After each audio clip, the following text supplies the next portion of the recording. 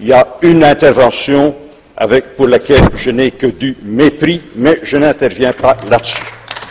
On a pris des mesures pour sauver les institutions financières, non pas parce qu'on les aime tellement en tant que telles, mais sans eux, il n'y a pas d'économie.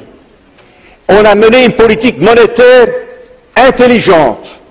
On a injecté des liquidités dans l'économie, ce qu'on n'a pas fait il y a 70 ans.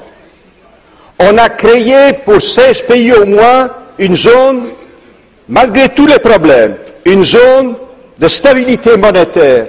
Dans les années 30, on avait des dévaluations compétitives. On ne les a pas eues aujourd'hui. On a sauvegardé notre marché intérieur, qui n'est pas parfait. Et il faut l'approfondir. Et M. Monti nous fera des propositions concrètes. Mais on n'est pas tombé dans le protectionnisme à nouveau des années 30.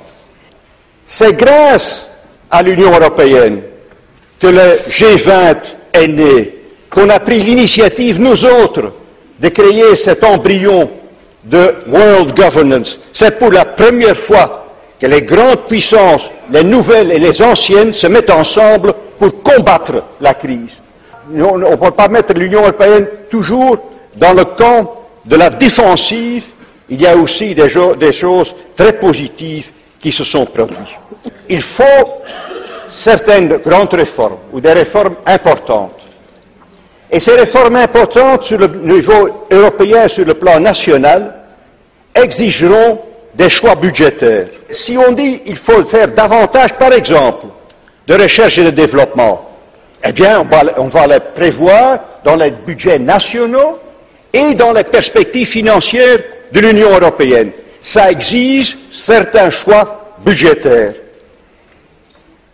Une autre conséquence des choix qu'on fait pour la stratégie de Lisbonne, c'est que tout ce qu'on propose comme objectif ne sont pas toujours des objectifs soft. Ça pourrait être, figurez-vous, des objectifs hard. Et là viendra le moment difficile. Il y a la demande des réformes et il y a l'exécution des réformes. On exige sur le plan européen des mesures dures, des grandes réformes, des réformes hard, et quand on entre dans son pays, je vois peu de résultats de tout cela. La méthode ne résout pas tout. La méthode sans engagement politique, sans commitment, ne vaut rien du tout.